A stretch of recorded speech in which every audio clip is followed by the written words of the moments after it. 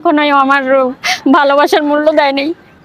সে আমার জন্য 30 টাকা ভাঙার মতো মানে নাই, মানে টাকা আছে, সে একবারে অচল না যে সে ভাঙার মতো তার কোনো সামর্থ্য নেই। কিন্তু সে সে আমার মনে করেন আমার পিছে তার 1 টাকা খরচ হবে, আমার কোনো ইচ্ছার কোনো তার কাছে কোনো মূল্যায়ন নাই। যেন আমি যেন তার মানে ভালোবাসার একটা ব্ল্যাকমেল বলে না, সে ব্ল্যাকমেলটা শুধু তার কাছ থেকে আমি পেয়েছি। আমার ফোন কোনো চালাতে দিত না, মানে কি বলবো, আমার কোনো কিছু মানে আমি যদি বলতাম আমার এই জিনিসটা দরকার আপনি এনে দেন, কখনোই আমার সেটা এনে দেয় নাই। তারপরে মারধর করছে, আমার চুল ধরে অনেক মারছে, অনেকবার বাড়ির থেকে বের করে দিয়েছে, বাড়িতে উঠতে দেয় না, মানুষ দিয়ে অনেক হ্যারেস করাইছে, পাড়া প্রতিবেশী। অভিযোগ করতেছেন, তার সাথে পরিচয় কিভাবে আপনার? অনলাইন থেকে, উনি টিকটক করতাম, আমিও করতাম, এইভাবে আর কি। দুজনেই মানে ও টিকটক করতাম, আমিই করতাম না, আমার আইডি এখন উনি যে চালায়, কিন্তু ওখান থেকেই আর কি রিলেশন। মানে টিকটকে পরিচয়? হ্যাঁ হ্যাঁ। টিকটকে পরিচয় থেকে তারপরে প্রেম? হ্যাঁ হ্যাঁ। তারপরে বিয়ে? হ্যাঁ। তো কতদিনের প্রেম ছিল?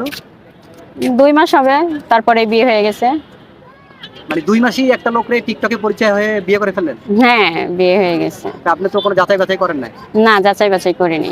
মানে 2 মাসে কি আপনাদের দেখা হয়েছিল না? না, কোনো আমার সাথে দেখা সাক্ষাৎ হয় নাই, ওই ফার্স্ট দেখা, ফার্স্ট ওইটাই বিয়ে, মানে কি যাওয়া মাত্রই আমার সাথে বিয়ে হয়েছে। মানে এর আগে শুধু তার সাথে কি ফোনে কথা হইতো? হ্যাঁ হ্যাঁ, ফোনে কথা হতো। আর ভিডিও কলে নাকি? না, ভিডিও কলে খুব একটা কথা বলতাম না, আমার তখন আমি ফোন আমার ভেঙে ফেলছিল, আমি সবসময় অডিও কলেই কথা বলতাম। এই তাকে কখনো আগে দেখেন না, একটা লোক সম্পর্কে জানেন না, আপনি যাওয়ার পরে বিয়ে করে ফেললেন, মানে বিষয়টা কি? আসলে কি অনেক বেশি ভালোবেসে ফেলছিলাম, এখন ইমোশনাল দিক থেকে হোক আর আবেগের থেকে হোক, ওটা হয়ে গেছিল বিয়েটা। মানে 2 মাসে অনেক বেশি ভালোবাসি ফেলছেন, মানে 2 মাসে আসলে সে কি জাদু করছিল আপনার? ওটা অবশ্য কি বলা যাবে না, বলবো কিভাবে, এটার কোনো ব্যাখ্যা আছে বলেন? না, আপনিও কিভাবে আপনার ফ্যামিলি, আপনার বাচ্চা সব রাইখা 2 মাসের মাথায় তার কাছে চলে গেলেন? মানে এটা আপনি যাচাই বাছাই, এখানে আপনারও তো ভুল ছিল? হ্যাঁ ছিল, আমি তো ওখানে সংসার করতেই গেছিলাম। সংসার করতে গেছেন? হ্যাঁ, আমি আমার যাবতীয় সবকিছু আমি নিয়ে ভাইয়া চলে গেছিলাম, ঠিক আছে, সবকিছু আমি নিয়ে চলে গেছিলাম। কিন্তু ও আমার ওই দুঃখটা কষ্টটা বুঝলো না, আমার ছেলের সাথে যোগাযোগ করতে দেয় না, আমার ফোন ব্যবহার করতে দেয় না, মানে ভালোবাসার যেটা ব্ল্যাকমেল বলে ওইটা আর কি, ব্ল্যাকমেল করছে।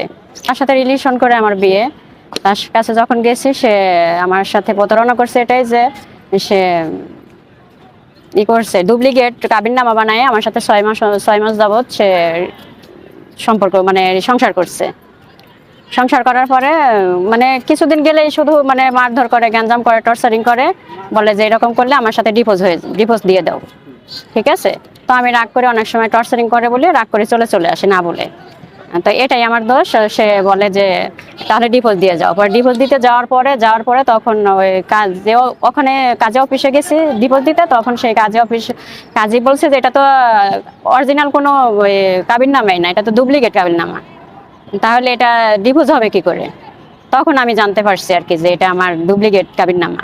এরপর যে আর কি আমার বিয়ে হয়েছে, চলে গেছি, আমার এক বান্ধবীর সঙ্গে গেছিলাম 2 জন, তো বিয়ে হয়েছে ওখানে। তো আমাকে বলা হয়েছে যে 2 লাখ টাকা কাবিন দিবে, হ্যাঁ, 2 লাখ টাকার জায়গায় 2000 টাকা কাবিন দিছে। আমার সাথে এটা একটা প্রতারণা করছে। তারপরে ডুপ্লিকেট কাবিননামা করছে, মারধর করে, আমার কোনো রকম কোনো মানে আমি তার জন্য সারা দুনিয়া ছেড়ে দিয়েছি, আমার ছেলে সন্তান, আমার সংসার সবই ছেড়ে দিয়েছে, আমার ফ্যামিলি ওর কারণে আমার থেকে দূরে সরে গেছে, তারা আমার সাথে কোনো রিলেশন নাই মোট কথা। তো ও আমার জন্য কিচ্ছু করতে পারে না। ও আমার ওর সাথে বিয়ে হওয়ার পরে ও আমার জন্য মানে একটা জুতা, যে সেই জুতাটাও আমার দিছিল না। এই বিয়েটা হওয়ার পরে আমার ফ্যামিলি আমার জায়গা দেয় না। মানে বিয়ে কি ওর সাথে বিয়ে, এই লোকের সাথে বিয়ে হওয়ার আগেও কি আপনার বিয়ে ছিল? হ্যাঁ ছিল। সেই ঘরে আপনার ছেলে ছিল? হ্যাঁ হ্যাঁ। সেই হাজবেন্ডের সাথে আপনার ডিভোর্স হয়ে যায়? হ্যাঁ।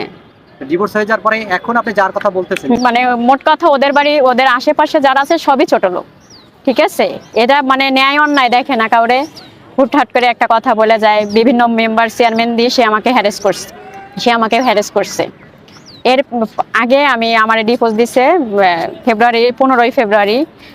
তো আমি অনেক কান্নাকাটি করছি, হাতে পায়ে ধরছি, তো ওখানের মেম্বার চেয়ারম্যান বসে সবাই মিলে ঝিলে আমারে মিল করে দিছে আর কি। আবার তো বিয়ে পড়ানোর সময় বলে যে আমি টাকা দিতে পারবো না, যদি তুই টাকা খরচা দিস তাহলে আমি তোকে বিয়ে করতে পারি। তখন সে ঠিক আছে, আমি খরচা দিব, আপনি আমার সাথে মিলে যান, আপনি আবার আমারে নেন। তারপরে ওখানে 5000 টাকা দিছি, তারপরে আবার বিয়ে হয়েছে। এটা কি দ্বিতীয়বার? হ্যাঁ হ্যাঁ, এই যে রোজার আগের ঘটনা। মানে একবার ডিভোর্স দেওয়ার পরে আবার হ্যাঁ বিয়ে করছে আপনার? হ্যাঁ হ্যাঁ মানে এটা কি আপনি তারে রিকোয়েস্ট করছেন? হ্যাঁ হ্যাঁ, আমি রিকোয়েস্ট করছি, মেম্বার চেয়ারম্যান বসে এরা সবাই মিল করে দিছে আর কি। ঠিক আছে, মিল করে দিয়েছে। তারপরে আমাকে বলা হয়েছে, ওই আমার হাজবেন্ড বলছে মিলন, যে যদি বিয়ের খরচা দাও তাহলে আমি তোমাকে বিয়ে করতে পারি, খরচা না দিলে আমি বিয়ে করব না। ঠিক আছে, সে 2000 টাকার জন্য বোর্ড অফিস থেকে সে বিয়ে না করে উঠে যেতে লাগছে, বলছে টাকা না দিলে আমি বিয়ে করব না। ঠিক আছে, তারপরে আমি বাধ্য হয়ে আমি টাকা দিছি। ওখানে মেম্বারের 3000 টাকা আর কাজের দিছি 2000 টাকা, 5000 টাকা আমি খরচা বাবদ ওখানে খরচা করছি। বিয়েটা আমার মানে আবার নিচে আর কি। আপনি তার টাকা দিয়ে, আপনি নিজে খরচ দিয়ে প্রথমবার যাওয়ার পরে দ্বিতীয়বার আবার কেন আপনি আবার তার কাছে গেলেন? আসলে আমার ফ্যামিলি এর কারণে মনে করেন দেখতে পারে না, যাই হোক, আর আমি অনেক ভালোবাসি তারে। সেই ক্ষেত্রে হাতে পায়ে ধরে আমি ওখানে ডিপোজ দেওয়ার পরে প্রথম যখন যাই যে আমাকে নেন, তখন অনেক গ্যাঞ্জাম করে দোকানে, মানুষজন অনেক গাড়ি, প্রচুর মানুষ হয়ে যায়। তখন আমার একটা বাড়িতে নিয়ে রাখা হয়, ওখানে এক ভাইয়া আছে, ওই ভাইয়ার বাড়িতে নিয়ে রাখে যে মিল করে দিবে। তো ও মিল করে না।